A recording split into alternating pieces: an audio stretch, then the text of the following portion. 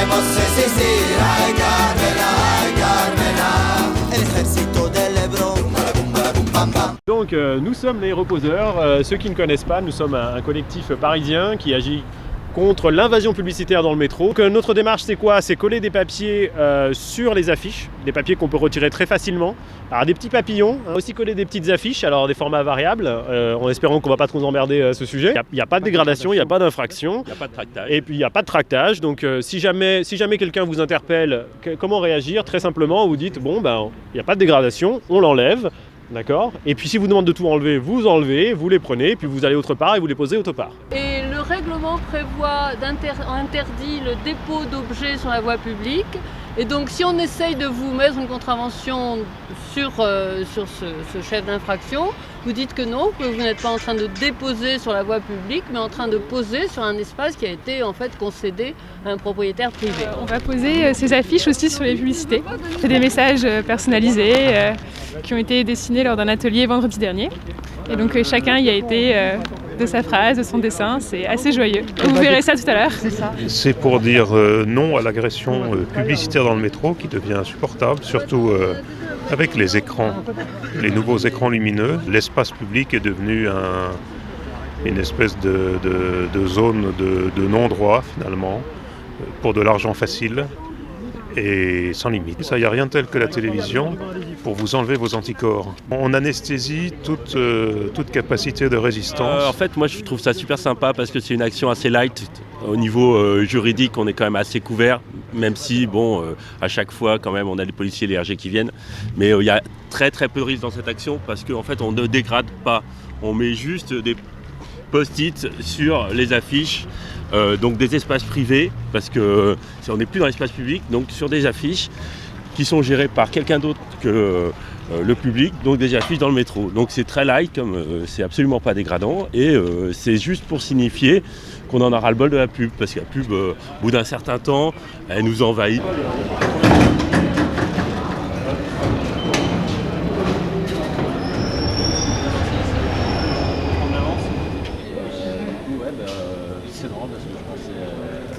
C'est très agréable, vraiment très agréable. C'est presque jouissif, non? Ah oui, oui. Ça me conforte à l'idée que j'ai envie d'un autre monde que celui-ci, avec des canards en plastique pour parler de vacances. Mais on voudrait que surtout ce format-là soit conservé, parce que 50 x 70, c'est quelque chose qu'on peut aller voir, c'est respecter quelque chose qui nous est très cher, c'est la liberté de réception. On ne demande pas l'arrêt total des pubs, on demande juste un petit format. C'est bien de pouvoir s'exprimer, mais il faut aussi respecter la liberté de réception de chacun. Donc en gros, avec ce format-là, on peut aller le voir, on peut aussi décider de ne pas aller le voir. Dis-moi, est-ce que c'est plus valorisant de mettre ça sur un panneau électronique du coup? Vous savez, ces panneaux, c'est un peu la dernière invention des publicitaires et c'est une abomination, c'est impossible à éviter du regard. Chacun de ces panneaux consomme autant que 7 personnes, 3 foyers moyens, sans compter le chauffage. Et donc voilà, nous on veut vraiment que, avant que ceci se popularise, on veut vraiment que ça disparaisse. D'autant plus qu'il y a 2 petites caméras, ici et ici. Ah ouais. Qui sont désactivées pour le moment, enfin en tout cas c'est ce qu'on nous dit. C'est ce qu'on nous dit. Mais parce que la CNIL a sévi, mais qui sait, elles vont peut-être être réactivées bientôt, donc il y a urgence quoi. Et ça devient de plus en plus dangereux avec les écrans lumineux parce qu'on ne peut plus les éviter vu que quand quelque chose bouge dans notre champ de vision, on va tourner la tête pour le regarder.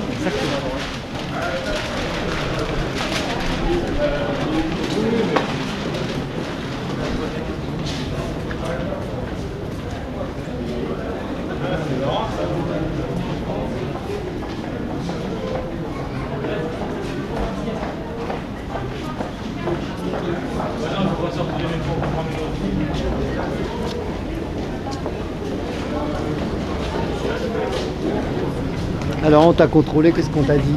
Absolument rien, on m'a rien dit en fait. On a juste dit que c'était un simple contrôle et qu'il fallait pas mettre sur les panneaux lumineux. Je suis sensible à cette lutte parce que pour moi c'est une agression déjà visuelle, vraiment. Et c'est aussi parce que la publicité crée une certaine frustration qui fait que ça crée aussi une espèce de pression en fait avec toute cette frustration qu'on essaye de consommer, etc., des choses dont on n'a pas forcément l'utilité. Et en fait, on n'est plus du tout dans une démarche d'utilité, de recherche d'utilité, mais plutôt dans une démarche d'apparence et de surconsommation sans réflexion derrière. C'est un fléau, on est une énorme majorité silencieuse à pas vouloir la publicité, on veut une liberté de réception, on voudrait pouvoir se promener dans le métro sans avoir cette publicité qui s'impose à nous.